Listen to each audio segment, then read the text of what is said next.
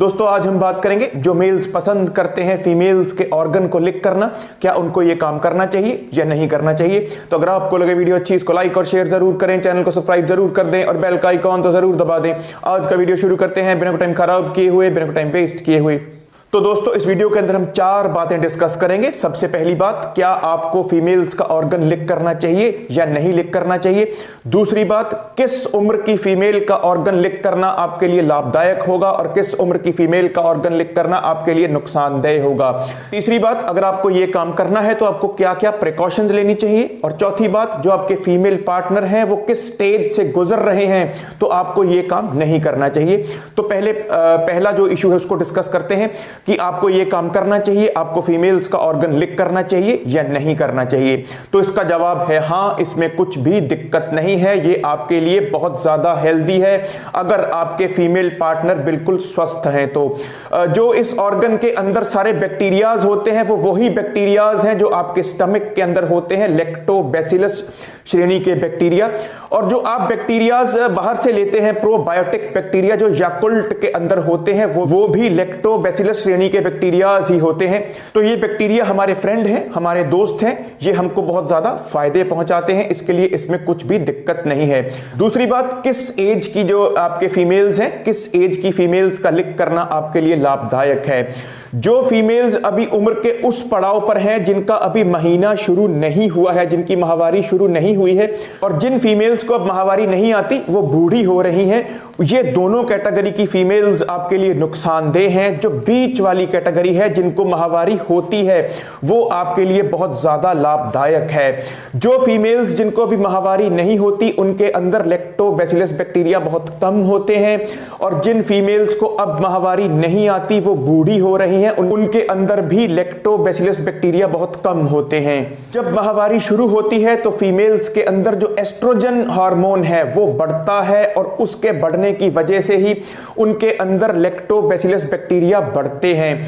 Lactobacillus bacteria lactic acid बनाते हैं female के ऑर्गन के अंदर, जिससे वहां का एनवायरनमेंट तेजाबी होता है, और तेजाबी एनवायरनमेंट के अंदर यीस्ट या फंगल इंफेक्शन होने के चांसेस बहुत ज्यादा कम होते हैं।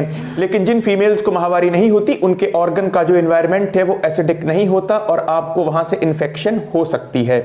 अब तीसरी बात करते हैं कि आपको क्या प्रिकॉशंस लेनी चाहिए। जो सबसे पहली प्रिकॉशन है, अगर आप ये काम करते हैं तो जो इस ऑर्गन की पीएच है, जो इस ऑर्गन का तेजाबीपन है, उसको आप 15-20 दिन के बाद जरूर चेक करते रहें। आपको मार्केट से पीएच पेपर मिल जाएगा, आप जब उसको लाकर इस ऑर्गन की वॉल से, इनर वॉल से टच करेंगे तो जो रीडिंग आएगी, अगर रीडिंग 4.5 से ऊपर आए तो इसका मतलब कुछ प्रॉब्लम है, कोई इंफेक्शन है, आपको ये काम नहीं करना चाहिए। अगर रीडिंग 4.5 से कम आए, इसका मतलब जो एनवायरनमेंट है वो पूरी तरीके से तेजाबी है इस ऑर्गन का, और आपको कोई भी प्रॉब्लम नहीं आएगी।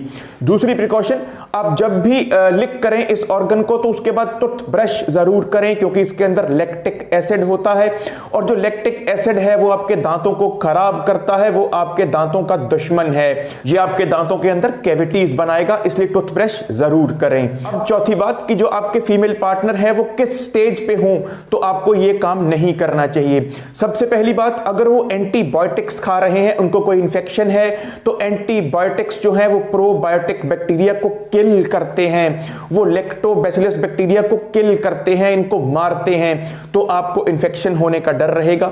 दूसरी बात, अगर उनको अभी माहवारी होकर ही हटी है तो अभी वहां से ब्लड निकल कर गया है, तो ब्लड तेजाबी नहीं होता एक स्वस्थ इंसान का, ब्लड अल्केलाइन होता है, तो फिर वहां का एनवायरनमेंट जो होगा वो कम तेजाबी होगा, तब भी आपको लिक नहीं करना चाहिए। तीसरी बात, अगर आप फ्रीक्वेंटली अनप्रोटेक्टेड बनाते हैं रिलेशनशिप, अगर आप फ्रीक्वेंटली अपना डिस्चार्ज ट्रांसफर करते हैं अपने फीमेल पार्टनर के अंदर, तो जो मेल्स का डिस्चार्ज होता है वो एसिडिक नहीं होता, तो फिर जो वहां का फीमेल्स के ऑर्गन का एनवायरनमेंट होगा वो कम एसिडिक होगा और आपको इंफेक्शन होने का डर होगा।